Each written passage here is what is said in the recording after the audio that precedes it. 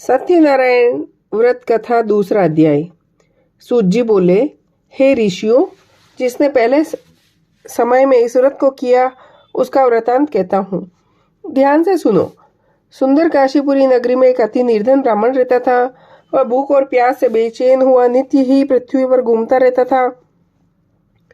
ब्राह्मणों से प्रेम करने वाले भगवान ने ब्राह्मण को दुखी देखकर बूढ़े ब्राह्मण का रूप बनाया और उसके पास जाकर आदर के साथ पूछा, हे विप्र, नित्य दुखी हुआ पृथ्वी पर क्यों घूमता है? हे श्रेष्ठ ब्राह्मण, यह सब मुझसे कहो, मैं सुनना चाहता हूँ। ब्राह्मण बोला, मैं अति निर्धन ब्राह्मण हूँ, भिक्षा के लिए पृथ्वी पर फिरता रहता हूँ। हे भगवान, यदि आप इसका उपाय जानते हो तो कृपा करो। वृद्ध ब्राह्मण बोला कि सत्यनारायण भगवान मनोवांछित फल देने वाले हैं, इसलिए हे ब्राह्मण, तू उनका पूजन कर, जिसके करने से मनुष्य सब दुखों से मुक्त होता है। ब्राह्मण को व्रत का सारा विधान बताकर बूढ़े ब्राह्मण का रूप धारण करने वाले सत्यनारायण भगवान अंतर्ध्यान हो गए। जिस व्रत को वृद्ध ब्राह्मण ने बतलाया मैं उसको करूंगा, यह निश्चय करने पर उस ब्राह्मण को नींद नहीं आई। वह सवेरे उठकर सत्यनारायण के व्रत का निश्चय करके भिक्षा के लिए चला गया। उस दिन उसको भिक्षा में बहुत धन मिला, जिससे बंधु बांधवों के साथ उसने सत्यनारायण का व्रत किया। उसके व्रत करने से वह ब्राह्मण सब दुख से छूटकर अनेक प्रकार की सुख संपत्तियों से युक्त हुआ। उस समय से वह ब्राह्मण हर मास व्रत करने लगा। इस तरह सत्यनारायण भगवान के व्रत को जो करेगा वह सब पापों से छूटकर मोक्ष को प्राप्त होगा।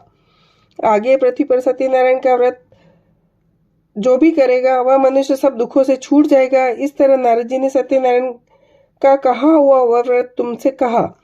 हे विप्र, अब मैं और क्या कहूँ? ऋषि बोले, हे मुनीश्वर, संसार में इस ब्राह्मण से सुनकर किस किसने यह व्रत किया वह भी हम सब सुनना चाहते हैं। इसके लिए हमारे मन में श्रद्धा है। सूत जी बोले, हे मुनियों, जिसने इस व्रत को किया वह सब सुनो। एक समय वह ब्राह्मण धन और ऐश्वर्य के साथ बंधु बांधवों के साथ व्रत करने को तैयार हुआ। उसी समय एक लकड़ी बेचने वाला बूढ़ा लकड़हारा वहां आया। लकड़ी के कट्टे को बाहर रखकर वह ब्राह्मण के मकान में गया। प्यास से दुखी लकड़हारा उनको व्रत करते देख ब्राह्मण को नमस्कार करके कहने लगा, आप ये क्या कर रहे हैं और इसके करने से क्या फल मिलता है? कृपा करके मुझसे कहो। ब्राह्मण ने कहा, सब मनोकामनाओं को पूर्ण करने वाला सत्यनारायण भगवान का व्रत है। इनकी कृपा से मेरे यहाँ धन धान्य आदि की वृद्धि हुई है। ब्राह्मण से व्रत के बारे में सुनकर लकड़हारा बहुत प्रसन्न हुआ। चरणामृत लेकर प्रसाद लेकर अपने घर गया। लकड़हारे ने मन में इस प्रकार संकल्प किया कि आज लकड़ी बेचने से जो धन मिलेगा उसी से सत्यनारायण का व्रत करूंगा। मन में विचार करके लकड़हारा लकड़ियों का गट्टा सिर पर रख के गया जहाँ धनवान लोग रहते थे। उस रोज वहां उसे लकड़ियों का दाम दुगुना मिल गया।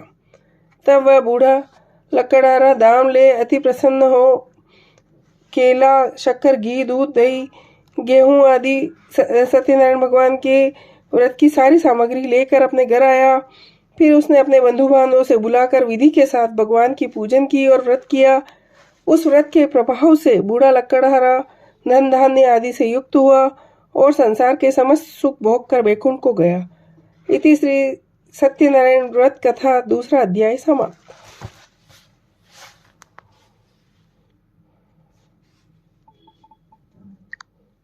सत्यनारायण व्रत कथा दूसरा अध्याय। सूत जी बोले, हे ऋषियों, जिसने पहले समय में इस व्रत को किया उसका वृतांत कहता हूँ, ध्यान से सुनो। सुंदर काशीपुरी नगरी में एक अति निर्धन